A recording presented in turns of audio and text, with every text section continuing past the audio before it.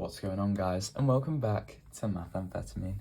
Today we're doing sketching quadratic graphs. It's a wham topic. It's got like completing the square and factorizing quadratics in it, but I believe in you guys, so let's get right into it. There are three things you need in order to sketch a quadratic graph. Number one, the y-intercept.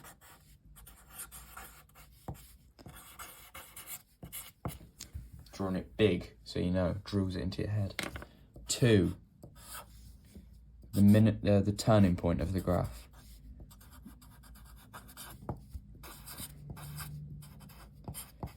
Basically what a quadratic graph is, it will either be, depending on whether it's positive x squared or negative x squared, it will either look like this, so u-shaped, or this, so n-shaped. The turning point is this bit, so where it stops going up and starts going down, or where it starts going down and stops going up. You'll understand when I get into it. So the y-intercept would be this point here on this one, and it'd be this point here on this one. The turning point would also be those points because I drew it kind of straight. And the third thing we need is x-intercepts, or we call them the roots. However, you can also call them the x-intercepts. There might be two, there could be one, but probably not. There could even be zero if the graph never touches the x-axis. But usually, most cases, you'll find it's two. So that would be here and here on this one, or here and here on this one. Just to show you that like y-intercepts and turning points can be different, because I just drew those graphs kind of straight. Say with, I don't know, if we do something like that, that would be the y-intercept, and that would be the turning point. It's just because I drew those graphs straight. But yeah, let's get into this and show you what you need to do to find out y-intercept, turning point, and the roots in order to sketch the quadratic graph. Alright, so here we've got our first example where I'll show you how to do it. So we've got the equation y equals x squared minus 7x plus 10. So first off, the number at the end here, the one that isn't x squared or like x or anything like that, it's just a regular number at the end. In this case it's 10, that's our y-intercept. So y-intercept equals 10. It's always that number on the end, so here's our y-axis and we'll do it where it intersects at 10 here. That's our first point. The other points aren't as easy, but they're not massively difficult, especially with this example. So first of all, you've got to factorize it. So you've got to think what two numbers times to make 10 and add to make minus 7. I'll give you a clue, it's x minus 5 and x minus 2. That's not really a clue, I just gave you it. And because what we're doing is working out the roots here, the roots of the x-intercept. So on the x-axis, y always must equal 0. So instead of saying equals y, we can just write equals 0. And what you notice about that is we can get the actual x values because it equals 0. So the actual x values, we just invert these, so x equals 5 and x equals 2. Those are our roots. You can call them the x-intercepts as well, but I suppose roots is a more technical name for it, but it doesn't matter. So 1 point at 2 here and 1 point at 5 here on my beautiful little mini graph that kind of flew together, but it looks all right, I think. Right, so here's the bit more difficult bit. We've got to complete the square to find out the turning point of the graph. So put this in brackets, x minus 3.5 because you half it, squared plus 10.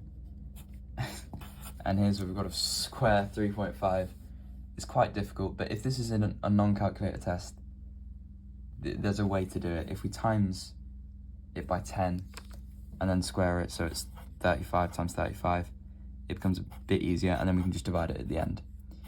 So that's 25, and that'd be 17, so 175, and then the next one is 5, and then 1, 9, so 0. So we add them together, to get 5, 2, so 1,225, and then to make it reasonable, about 3 times by about 3, it's going to be closer to 9, so we divide that by 100 to get 12.25. So that's what we have to minus, so minus at the end, 12.25. If you don't know how to do this, make sure to watch the completing the square video that I think is my last video up on the channel. So then we can simplify that to make it x minus 3.5, all in brackets, squared, minus 2.25. Now here's the bit you've got to remember. The value inside the brackets by the x, this one, we invert that to get the turning point's x coordinates. So it's minus 3.5 here. We'll turn that into 3.5 by inverting it. And that's the x coordinate of the turning point, so it'd be 3.5. And then the y coordinate is this bit at the end here, which is minus 2.25. We don't invert this one. It's quite hard to remember, but that's the only thing you really have to remember with this topic. The rest of it kind of explains itself. So minus 2.25 is the y coordinate of the turning point. So if we plot that on our graph, 3.5 on the x, so about here, minus 2.25, about here. Your graphs will be more accurate than this. I'm only operating on an A4 sheet of paper, so it's kind of a mini scale one. And now we have everything we need to sketch the quadratic graph. So just kind of do it freehand, linking all the points, a curved graph.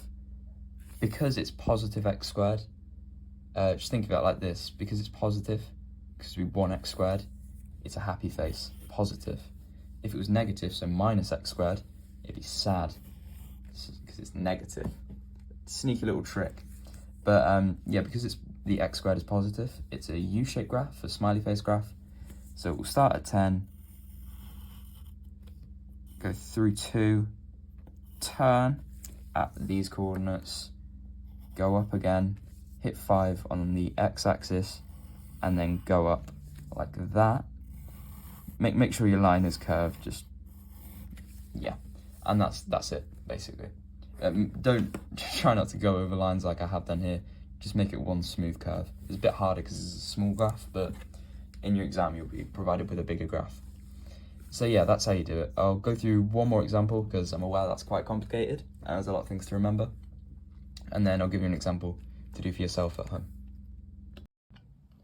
Okay, so we've got our next example here. Y equals minus x squared plus 5x plus 14. This is my kind of example that shows minus, like kind of a minus x squared. So it'll be a different shape of a graph. It's a bit more difficult, but not too much more difficult. Two things we can take away from the graph immediately. First of all, negative x squared. Negative frowny face. It's a frowny face shaped graph or an n-shaped graph, whichever way you want. I always remember it by positive x squared, positive smiley face, negative frowny face, but I think it's a good way to remember it. You might need, not need that, but I don't know. It's good for me. And the number at the end is 14, which obviously means the y-intercept must be 14. Remember, the number that's not the x squared and not the x, just the regular number at the end is always the y-intercept. So if we have 14 on my little mini graph here, plot a point there, that's the y-intercept. Right, now we'll find the roots. We'll have to do the long way of factorising because it's minus x squared, which makes it a bit more difficult. If you don't know how to do that, I've got a video on factorising quadratics on my channel. If you want to give that a go, because I need the views. Right, so we times the first by the last to get minus 14.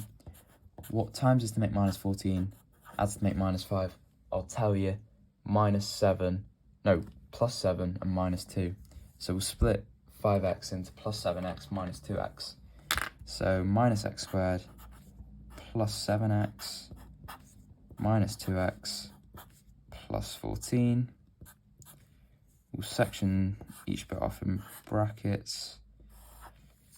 This one we'll take minus x out of to leave us with x minus 7.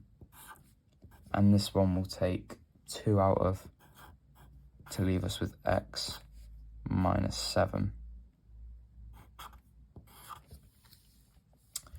And that will give us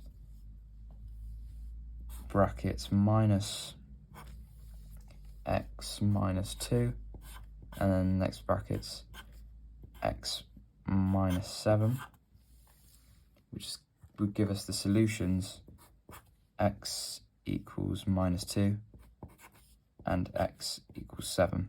So those are our two roots, or x-intersects, whatever you want to call them.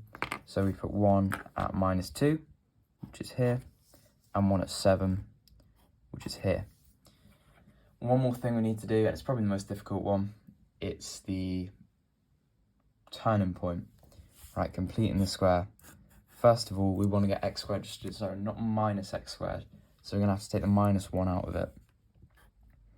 Take the minus 1 out, and that will give us, inside the brackets, x squared minus 5x. Close the brackets, plus 14. Then we can complete the square as normal, so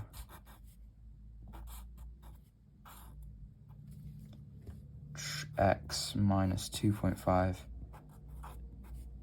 and then we minus 2.5 here, we minus 2.5 squared, which would be, it's testing my mathematical ability now, 6.25, so minus 6.25 here, and then close the larger brackets and plus 14 at the end. So now we times everything in this by minus 1, so it'd be minus 1 x minus 2.5 squared. I should have put squared up there, sorry.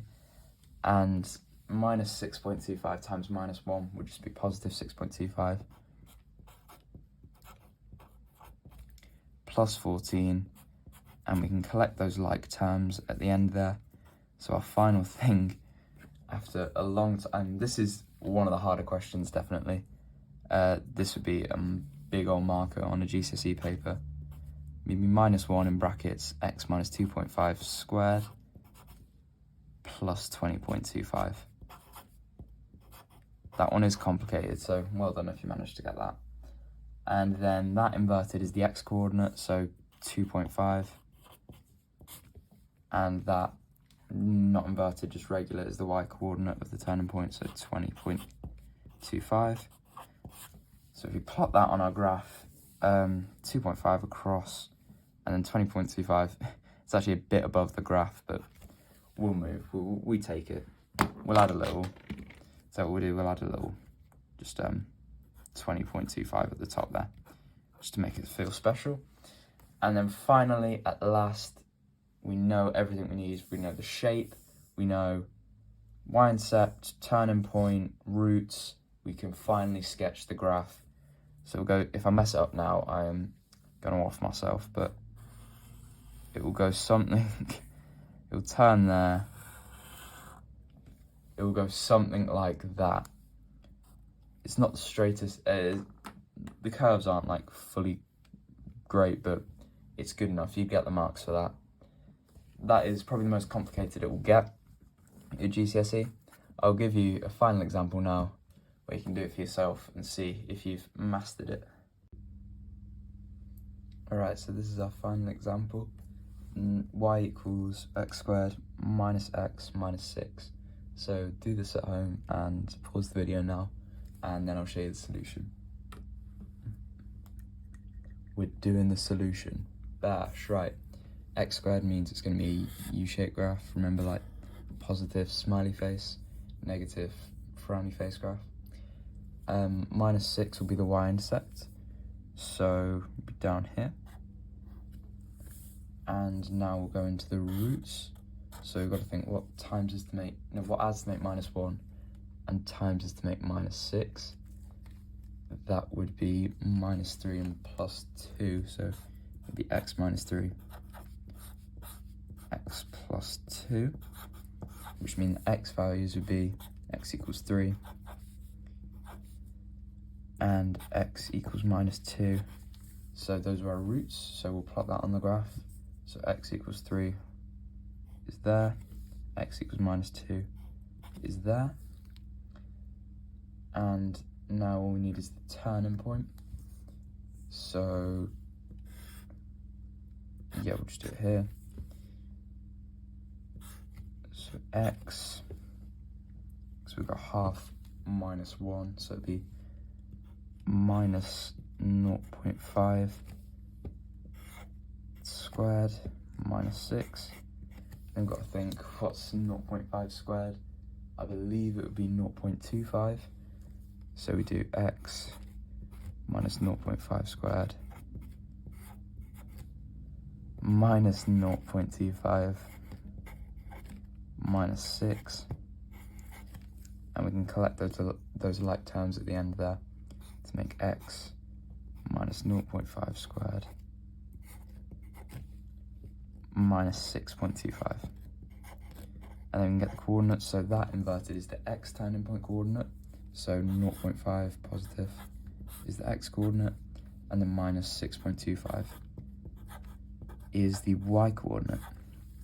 So 0.5 is about here, minus 6.25 is about here. So now we've got all of that, we can finally sketch our graph, which would go something like, so it would turn at this point, so bang, it would go something like that. If you got something close to that, obviously this won't be 100% accurate because it's quite a small graph, so that won't be exactly 6.25, but it's close enough. So yeah, if you got something that looked like that, you boshed it, yeah, and I'll join you for the conclusion.